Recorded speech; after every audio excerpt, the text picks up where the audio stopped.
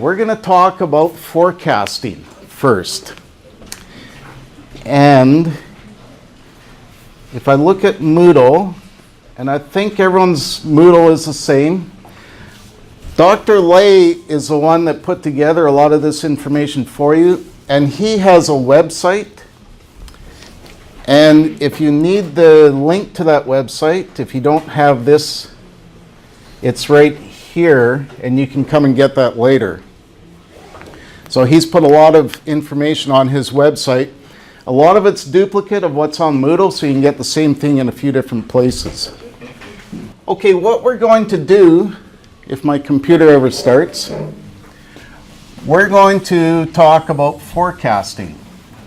So right now, every team has 8 quarters of history information that's available to you from the website, the game website.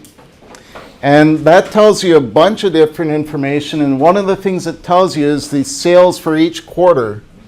So we've got quarter 1, quarter 2, 3, 4, 1, 2, 3, 4.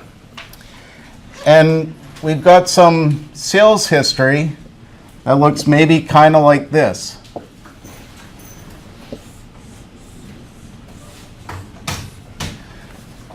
So let me just put some numbers in here, 50, 100.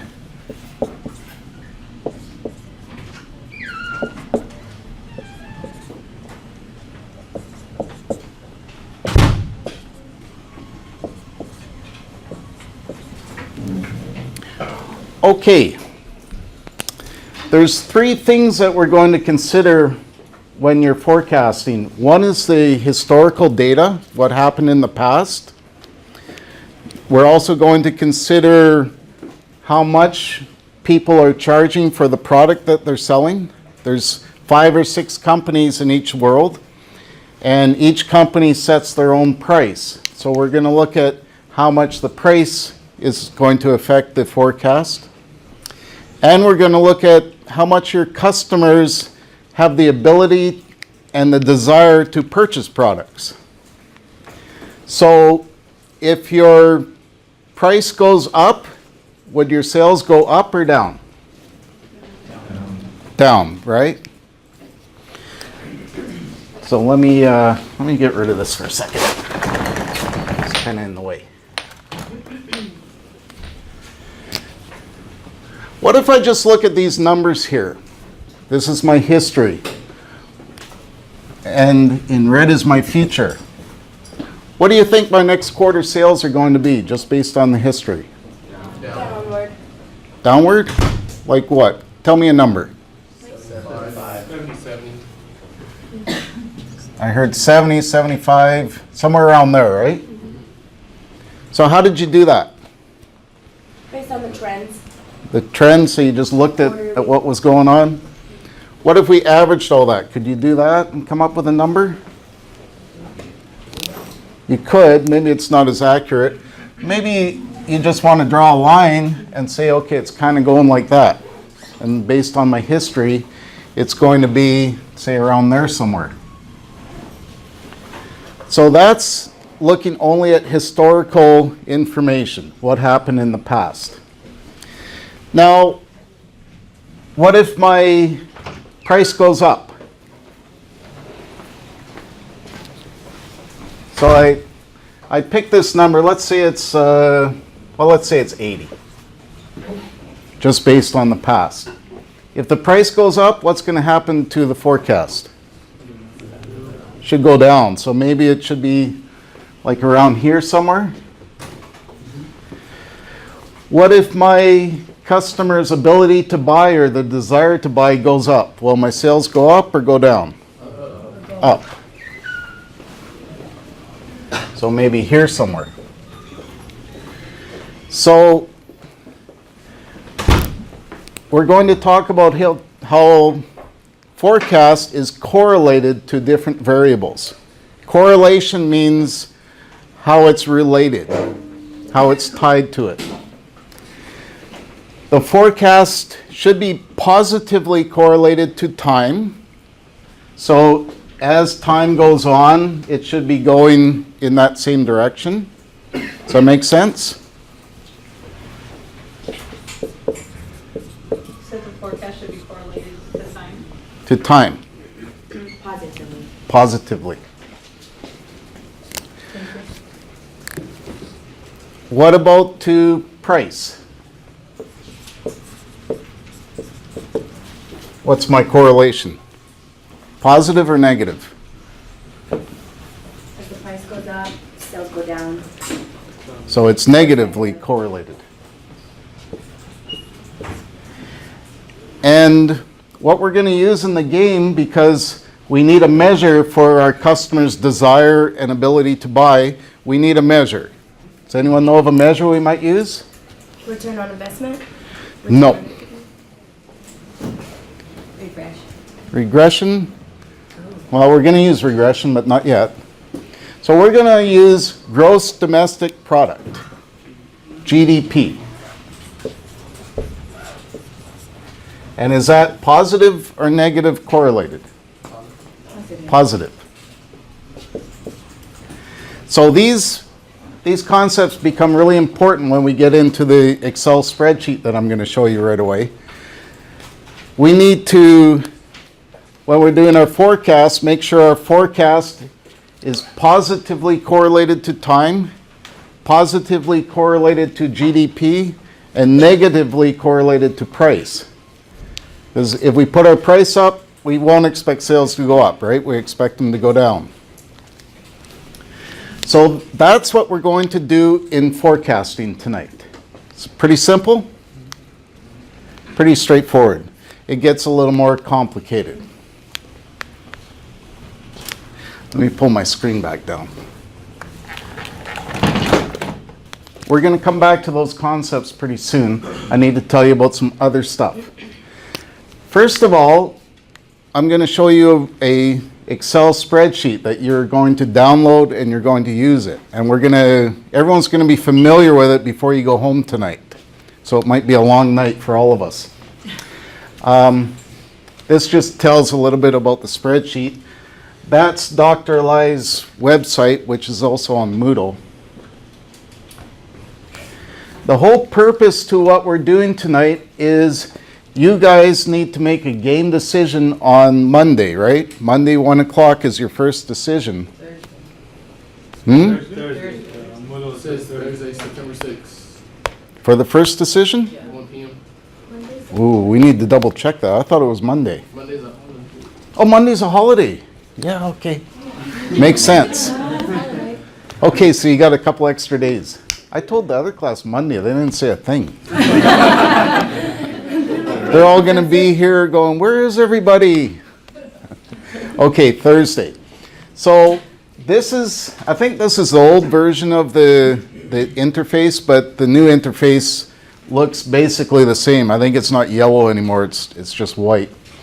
And one of the big things you're going to be deciding is down here in production schedule, every factory right now has 6 lines built in, right? And basically, you can work 40 hours, or you can work 44 hours, or you can work 48 hours. So you can work some overtime, but you can't do a whole lot of other stuff for adjusting your production output. Now, your factory doesn't have some kind of magic dial where you dial it to change the production output. The only thing you do is you change the hours that your people are working, and based on that, they'll produce more or less product. So everything we're doing tonight is to help you figure out what to do in your production schedule next week and whether or not you want to add lines, make an expansion, or build a new plant. So those are decisions you have to start making, and you need a tool to make those decisions. And that's what we're talking about tonight.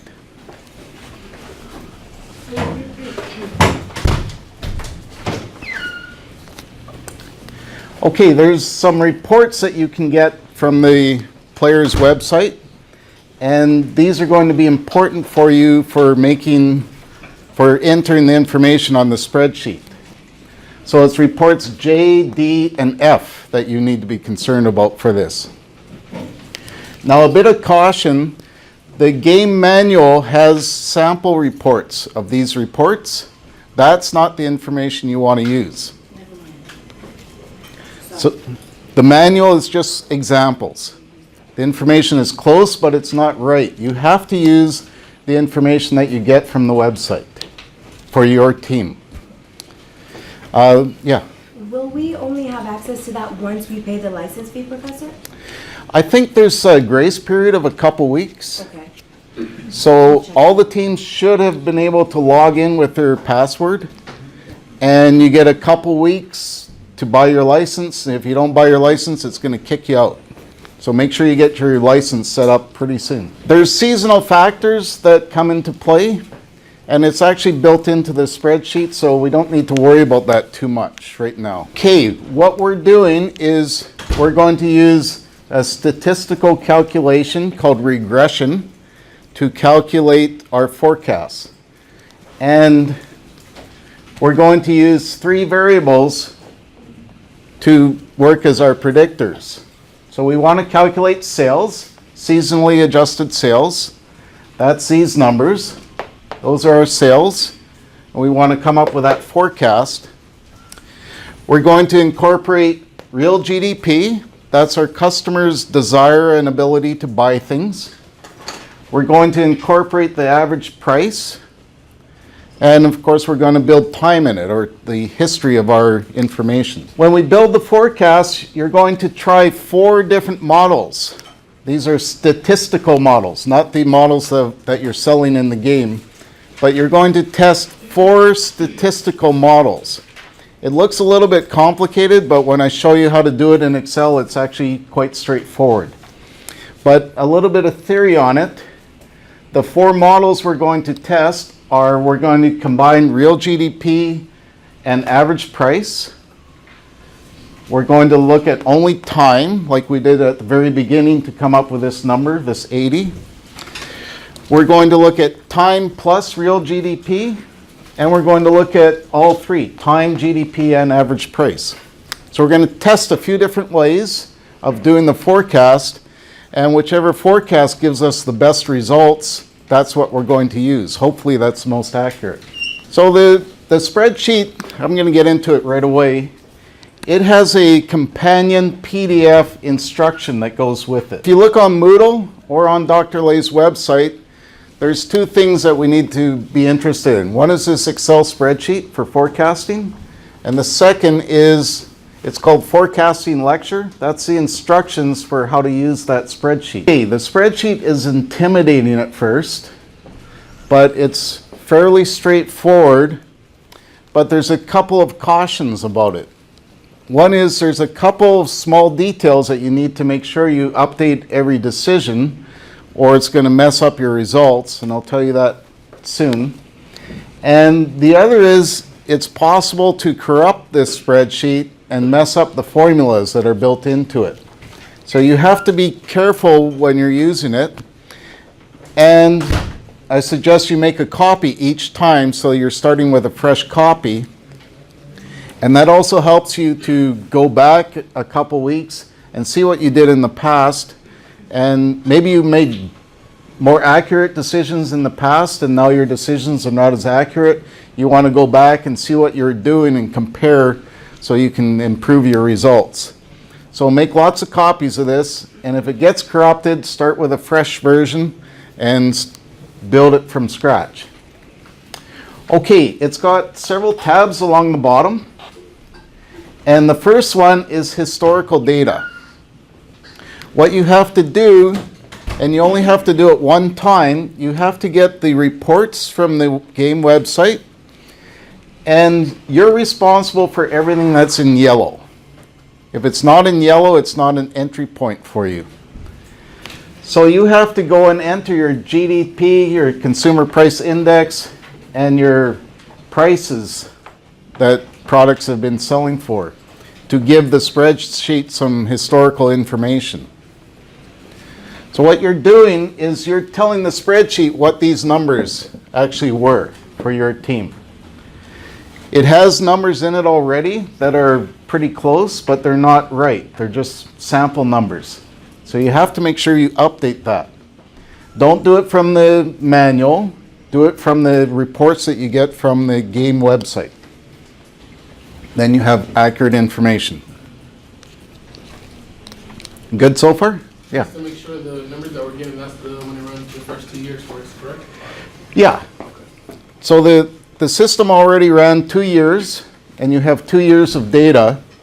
So you have to go in your website, the game website, and find out what these numbers were and enter them in so that the spreadsheet has accurate information to begin with. So that part's pretty easy. Just make sure you do it correctly and take your time. Make sure you enter the right information. Now notice on this spreadsheet, it's a little hard to see here, but you can probably see better on your computer. It has a lot of instruction points built into it. So it's kind of like a built-in manual that way. And if you see these little red triangles in some of the cells, if you just put your mouse over top of that, don't click on it, just put your mouse over it, it'll pop up a little instruction block for that part. So you have to spend some time and just kind of browse through this spreadsheet and see what all these instructions are telling you to do. So it really helps you to know what's going on, to follow these little instructions. Open up this PDF. It's called Lecture Notes on Forecasting. This tells you step by step how to use this spreadsheet. So you should partner up, one person with a PDF, one person with a spreadsheet, and go through each step. And if it's not working, go back to this PDF and see what you missed. It's really quite accurate. It's been revised several times over the years, and they've got it pretty good. So follow through on this report, or not report, this instruction sheet. And it's telling you similar information to the PowerPoint that I'm showing to go find these reports. It tells you, see page 230 of the manual, but that's not the information you're going to use, right? That's just an example. Okay, so the first thing you're going to do is update all this information. That's a one-time deal. Take your time and try and do it accurately. Next thing you're going to do is you're going to forecast for Region 1 or M1. Notice at the bottom there's 4 tabs, M1, 2, 3, and 4. So you have to do your forecast for each of the regions. Each one's going to be a little bit different. And the yellow is what you're responsible for entering. The purple is instructions, and the gold color is just more information. So there's a lot going on this spreadsheet, but you don't have to do a whole lot of different stuff on it. Most of this is locked so that you can't change it. Like if I try to delete that, well, it let me. So not all of it's locked. So that's why I said you got to be careful. There's other parts on it where it's locked up, but this particular sheet, it's not locked. So be careful with it. Okay, this is where we're going to use regression. And who's familiar with regression? 1, 2, 3, 4, 5, 6. Who's heard of it, but they don't want to even think about it? Half the people. Who's never even heard of it? So everyone's heard of it, right? Okay, so don't be intimidated by it. This, like I said, the spreadsheet looks kind of intimidating. And when I say the word regression, most people go, "Oh my gosh, I don't want to deal with that. I don't have space in my brain right now for that because there's too much other stuff going on." But fortunately, it's not that bad, and we're only going to use like a small part of regression. So it's more following the steps than really learning it or relearning it. So don't get too worried about it. The first thing you have to do is you have to prepare Excel to use regression. And if you've never used regression on your computer before, you probably don't have your computer set up to do it. So to check, you go to Data, and apparently I've never used it on this. And my computer's not set up for it because there should be an Analysis tab over here somewhere, and it's not showing. So I have to set up my computer. It's really easy. And there's a PDF instruction for how to do it on Dr. Lay's website. So the way you do it, and I apologize to Apple users, but it's a little bit different on Apple. And I don't know how to do Apple because I only use Windows. So you're going to have to do a little bit of research on YouTube to find instructions for how to do that. It's not difficult, but I just don't know how to do it because I don't speak Apple. So for Windows, you go to File, Options, Add-ins. At the bottom, you select Excel add-ins, click on Go. And I want this first one, the Analysis Toolpak. For the Macs, you do the same thing, but go down to Tools. It's in a little bit different place. It's in Tools instead. So it's a little bit different on Mac, and we have a Mac expert over there that can, for a small fee, tutor anyone that needs it. So notice now when I go to my Data tab, over here on the right, I have an option for Data Analysis. So that's all it takes to set up your version of Excel to do this. And you only have to do it one time. I think I did a restore on this laptop about 6 months ago, and I just never used it since then, so that's why I had to add it in. Once you've done it, that's it. Don't worry about it again. There's a PDF on Dr. Lay's website for how to do it. There's an expert on how to do it on Mac, so it shouldn't be a big deal. Okay, now what we're going to do is we're going to do regression analysis. We're going to test 4 models. If I go back to the PowerPoint. So we're going to test these 4 models using regression, and we're going to pick the one that gives us the best results. And again, it sounds a little bit complicated, but it's actually really easy to do. And once you've done this for a while, you're going to be really super fast at this. So I'm here in M1, and I have 8 quarters of data, historical data, and it picked that up from when I updated on the historical tab, it updated on these other tabs to give me the correct information. So this, as far as my company, is up to date because I'm not using real information. You guys have to use real information. It gives me the 8 quarters of industry sales. These are the seasonally adjusted sales. And notice it's got a Y there because Y is what we're trying to predict. Then it has time, which is just 1 through 8, 8 quarters.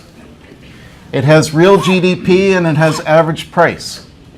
So those are the 3 possible inputs to our prediction model. Now what I'm going to do is go to Data, Data Analysis, and it brings up a little pop-up window. And the Data Analysis Toolpak has a lot of different tools in it. We only care about regression. So I go down and find regression and click OK. And it brings up this window. So it wants to know my Y input range, what I'm trying to predict, and it wants to know my X input range. What are the variables I'm using to make my prediction? So here's my Y, and these are my X's. So for Y input, I'm going to select all of this column. And notice I selected the title, the SA sales, because in my results I want to keep those titles.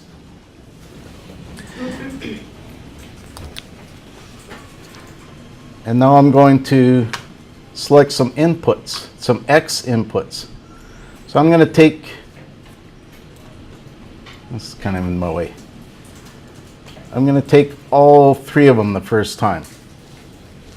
So my X inputs are my time, my real GDP, and my average price. If I go back to the PowerPoint, I'm doing this model number 4. I'm trying to predict my sales, and I'm using for variables time, GDP, and price.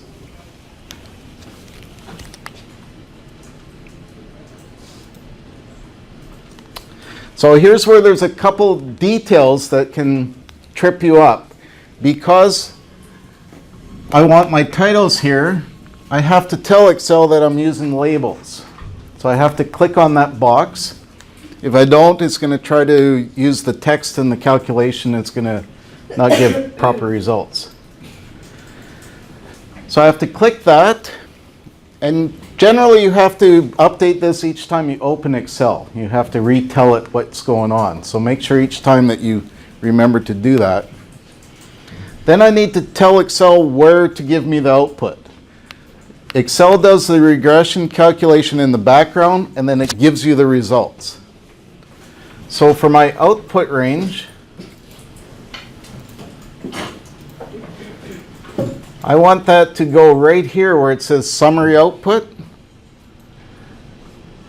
And that is L2. Notice how I clicked up there where it says summary? When I did that, it updated this to L2. The reason that this is important is Excel is using these outputs to make your forecast calculations.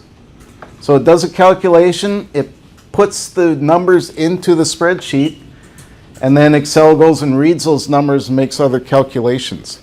If you put it in the wrong place, it's going to look at the wrong numbers, and you're going to get a bad forecast.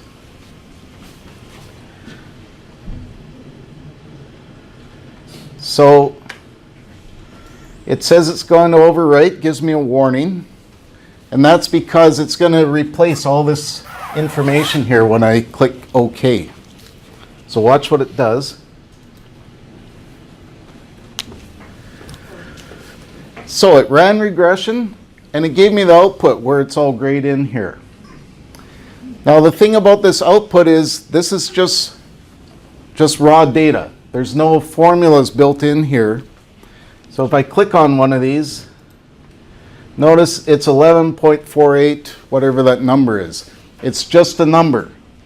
If I go and type something in there, then I've messed up my results. So you have to be careful that you don't mess this up once you run it.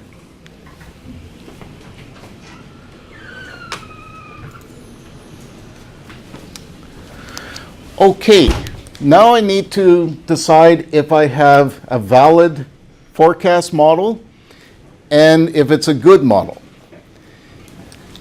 You don't need to worry about all these numbers. That regression output can be used for other purposes, but we're not using it for that. All we want to do is we want to check the signs. Is it positively correlated to time, negatively correlated to price, and positively correlated to GDP? So if we built a model that is positively correlated to time, to price, then that's telling us that the more we put our prices up, the more we're going to sell. And that's not a valid model, right? So to do that, down here are our variables. And that's why I wanted the labels when I ran regression, so that it would tell me what these are. So time, I've got a negative coefficient. All I care about from all of this is the sign on the first numbers in the coefficient. So time is negatively correlated. Is that correct? No. It's not a valid model. Real GDP is positively correlated. Is that correct? Yes. And average price is negative. That's correct. But time is not correct, so this is not a valid model. The other thing I'm going to look at, if it was a valid model, is I want to look at my R squared result, right up here. And this says 0.82. And what that means, it's kind of like a measure of accuracy. It means that for the thing I'm trying to predict, my model was able to make that prediction 82% of the time. So it's kind of like 82% accurate. That's a good way to think of it. But it's not a valid model, so I can't use it. So I'm going to go back to regression.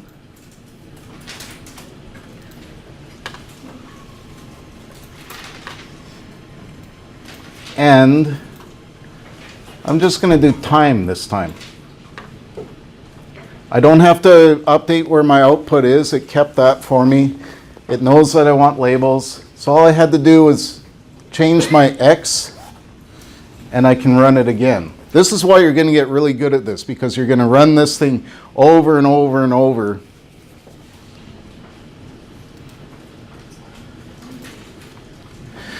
Now what do I have? Time is positive. That's what I want, right? So I've got a valid model. And what's my R squared? I've got 66.66. So it's lower than the other model. Well, the other model wasn't valid. So, okay. So far this is my only contender. So remember that 66 value. Let's do it again.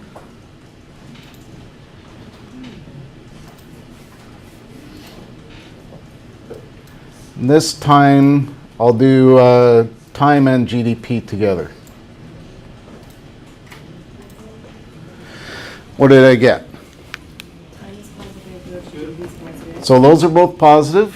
That's what I want. So I have a valid model. And the R square is higher. And I've got 69.69 instead of 0.66. So I've got a little bit better model. So that's good, right? I'm a little more accurate in my forecast. I've got one more to try.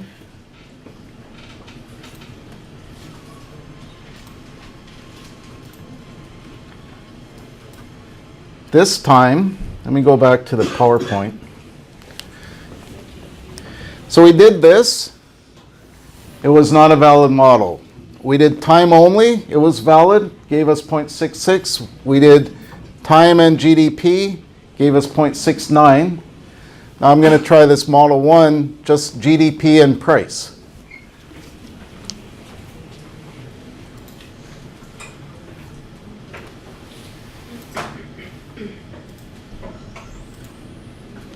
What did I get?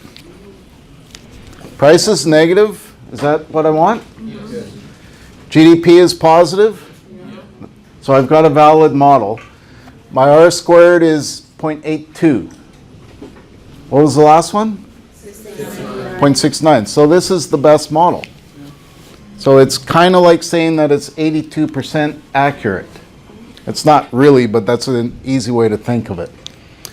So I ran 4 different regression models, and I picked, out of the valid models, I picked the best one. How did you know what you wanted? Hmm? How did you know what you wanted? How did it know? How did you know what you wanted? Like if this came up in a test but differently, how do I know what to choose or how to do this? So you have to consider whether your predictors should be negatively or positively correlated. So maybe I've got okay, let's say I sell bathing suits for a living. And I use temperature as one of my predictors. So temperature and bathing suit sales, should that be positive or negative correlated? Positive. Positive. What about rainfall? Negative. Probably negative, right? So I could use any variables that I can come up with, and I have to first think about, okay, should this positively influence my sales or should it negatively influence my sales? Run my regression models with any combinations I want, check to see if I get valid outputs, and then check to see what level of R square I get. So for this exercise, we're keeping it very simple. Do you agree this is simple? Yes. Some people say that's not simple. You're hurting my brain here. So we only look at time, price, and the customer's ability and willingness to buy our product. We keep it very simple. We don't look at political activities. We don't look at the weather. We don't look at the region where we're located. We just keep it really simple. Use just a couple variables. Now, we've done M1. We ran 4 models. We picked the last one, and all I have to do now is I just leave this output, and that's my selection. Because the Excel spreadsheet is going to pick up these numbers and use them in its calculation. You don't need to worry about how it's doing that. You can investigate it if you're interested. But for now, we know that we made a good model, and we left our best one on here. If I go run another one and leave it on here, then it messes up my forecast. So I want to leave my best model here. And I've done M1, one region. Now you have to go to M2.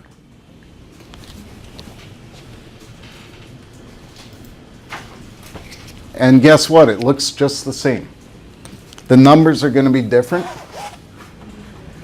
but the whole format is the same. So I go to M2 and I do all these models, all 4 of them. I pick the best one and leave it there. And then I go to M3 and I do the same thing. So one place where people mess up on this is either they don't leave their best model up here, they go and change it and they forget, or they do M1 only, they forget to redo the M2, 3, and 4. So it's little details that can mess you up on this, not so much the technical part of it. Okay, and what that's going to do, that's going to forecast year 3, quarter 1. So that's your first decision for Thursday, assuming no one comes on Monday, right? What are you going to do after Thursday? What do you need to forecast? Quarter 2. So after Thursday, year 3, quarter 1 becomes history, right? You're going to go back to the game website and get new reports, because now you have 9 quarters of history, and you have to update where it's yellow. So notice on the side here, these are the years. So year 3, quarter 1, you have to update the sales and average price and anything else in yellow that's asking you to update. So that's step 1. Step 2, which people often miss, is if I scroll down here, and we should make this much bigger, but we don't. It's kind of almost hidden here. It says, Expand it if you click, see where it's at 100 over in the far bottom oh, corner. I just meant this one box should be much bigger. Oh, I thought you meant the Excel sheet. Yeah, I could zoom it in a bit, I guess. Does that help? Can you see that, Bo? So here you're telling the spreadsheet that you want to forecast year 3, quarter 1, 1 through 4, and then year 4. But after the first run, you don't want year 3, quarter 1, you want year 3, quarter 2. So people tend to forget to update this, and then they don't get good forecast results. If I put my mouse over it, it says, must update this every quarter. Enter the year quarter to be forecast next. So I would need to change that. There's a little drop down box. Change that to year 3, quarter 2 for my next forecast. Notice what happened? How come? Because you have to go back and do the M1, 2, 3, 4? No. Your regression? Nope. Nothing. Is it because it's I don't have anything in quarter 1. So here I didn't give it any history. It has no history for year 3, quarter 1, and it's doing a divide by 0. So if I say this is like $4.50 and price is $12, now it's giving me a calculation. So important to put in your historical information, important to update this guy to get your results. So I'm sorry, from the historical data, the first tab, that's where we're going to get the first couple of quarters that need to be populated over at the top on this for Yes. forecast model 1 or whatever. You're going to enter the first 2 years, and this is a one-time thing. You're going to do that tonight. You can't go home until you're done. And once that's in, it's not going to change. And Excel will pick that information up, and it populates all of this with that information. So the reason it's not yellow up here is because you entered on that first tab and then it just carries it over for you, so you don't have to do it 4 times and maybe make a mistake. So Professor, when we also fill in the new ones, they'll also be carried over as well? No. Okay.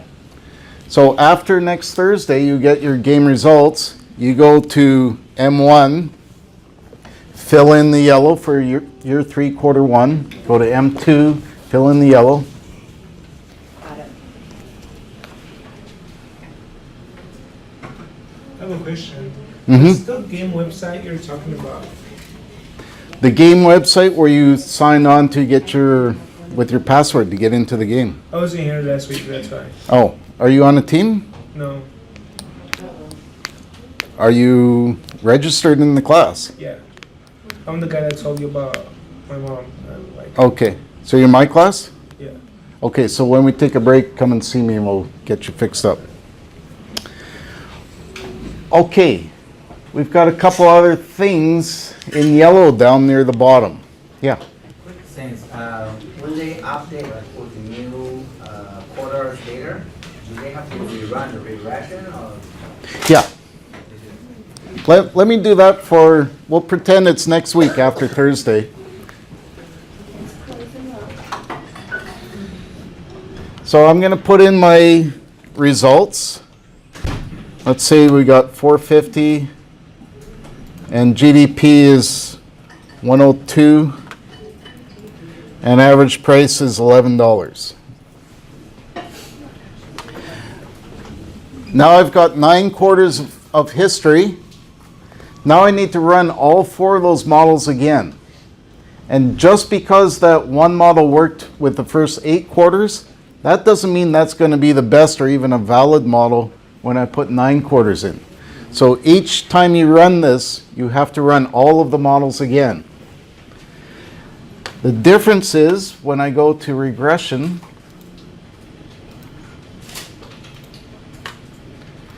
now I need to update what I'm using because I want to use those first 9 quarters.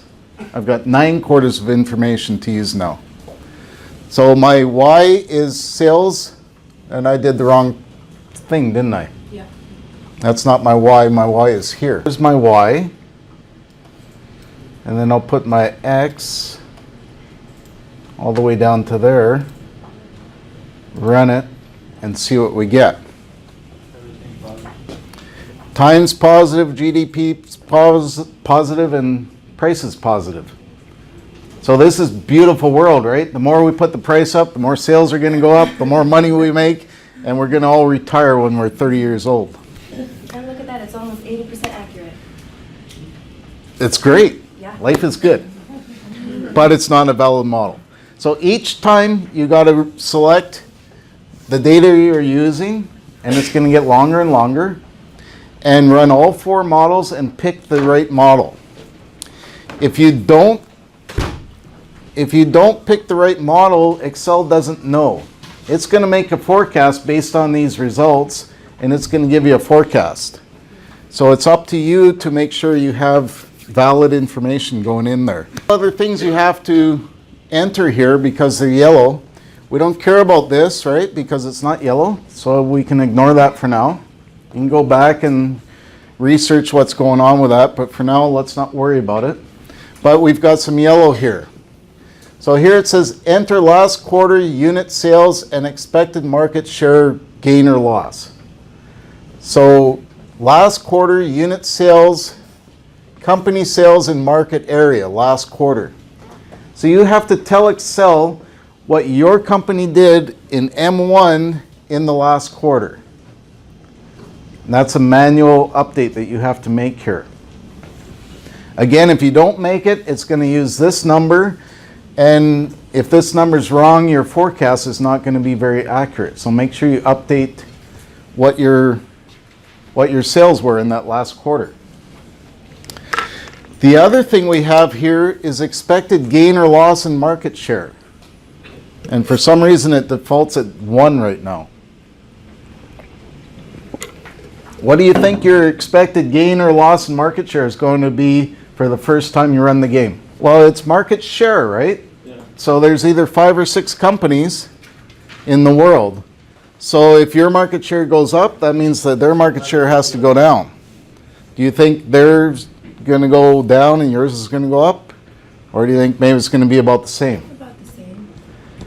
You really don't have any reason to say that we're going to do better or worse than anyone else. So since you don't have any good reason to change it at the beginning, you should say, well, we're going to stay the same. Again, when you put your mouse over here, it comes up with an explanation so you can read that. But what I'm going to do is I'm going to click on that and I'm going to change it to 0.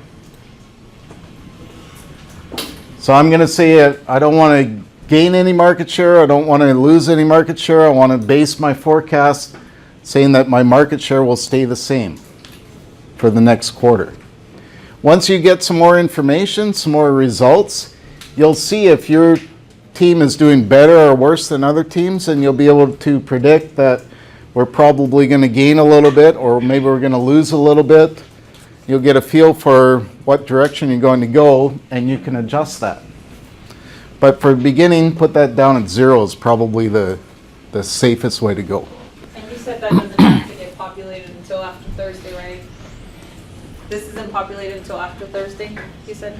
Well, this one At 1 p.m. you have to set that right away Oh, okay, because you're going to say, right now it defaults at 1, okay. and that's saying you're going to have a 1% increase in market share. So And we maybe, have to default, I mean, we have to update that today then, yeah, okay. yeah. Any other questions so far? So we've done M1. M2, 3, and 4 are all going to be the same. The spreadsheet looks identical. And then over here, this is a tab after the 4 forecast spreadsheets. I've got forecast summary. This is telling 2 things. It's giving the company sales, so that's your own individual company, and it's giving the industry sales in units. Year 3 through year 4 for both outputs, M1, M2, M3, M4, and our total. So this is saying that year 3, quarter 1, we're going to sell 323 units according to our forecast. Let me go back and change something. So remember that 323. And I ran the regression on 9 quarters, didn't I? So let me go fix that. Data analysis, regression.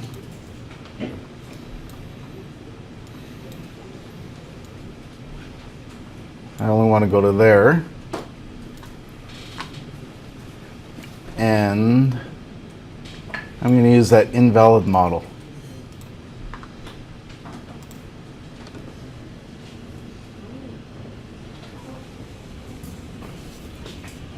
Now it's saying, where was I? One more at the top.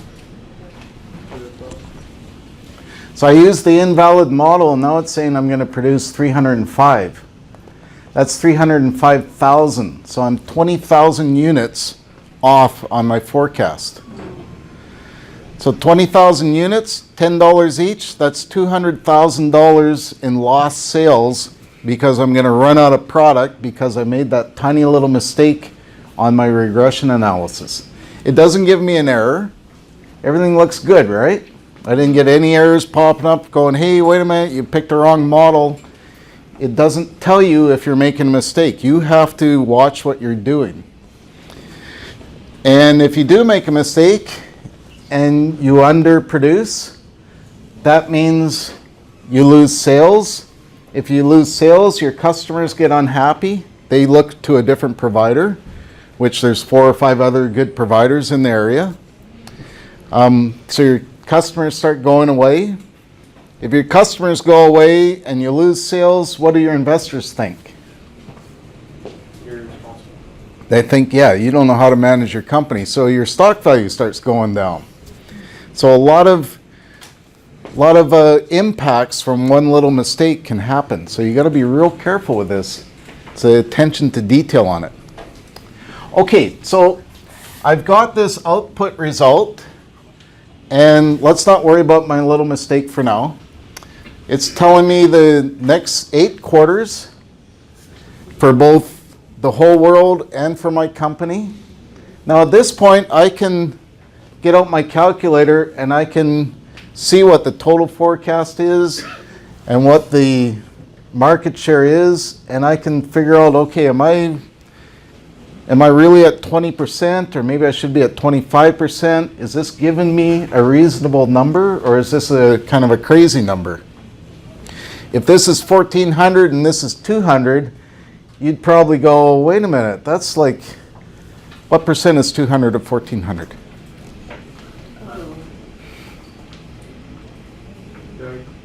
Hmm? 12%, whatever. So it's going to say, okay, I'm only getting 12% market share because of the discrepancy in those numbers. So I've got a mistake or something's going crazy in my calculations. I got to go back and look for it. So don't just blindly put things into the spreadsheet and run with the output, because it might be wrong, especially if you've corrupted your spreadsheet somewhere. Notice there's no yellow here. So you don't make any entries. This is just information. Let's see if I can damage the spreadsheet here.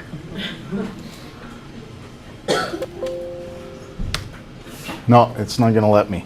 So those are the ones that are locked. So these ones are locked, but they're not all locked. Okay, so that's just information. You need to check that information, make sure it's right. And one way to check it is do your forecast manually. Get a piece of graph paper and neatly plot what your history is, and then see if, based on these numbers, I should get somewhere around 80, right? Because that's what we figured out it's going to be. If I did a forecast and for this situation it came out with 27, that's crazy, right? Or if it came out with 286, again, that's nowhere near what our forecast should be.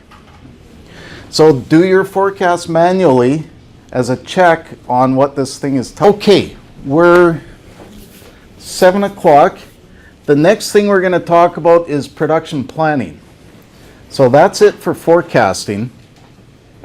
What I want to do is take a 15-minute break. But during the break, before or after, I want you to make sure you've got Excel open. I think all of you do. Make sure you have the data analysis toolpak installed. And if you don't know how to do it, start asking around. We've got some resident experts in Apple. Get Excel open, get the analysis toolpak installed if you don't have it, and get this spreadsheet downloaded from either his website or from Moodle. You have to find your reports for your first 2 years from the game website.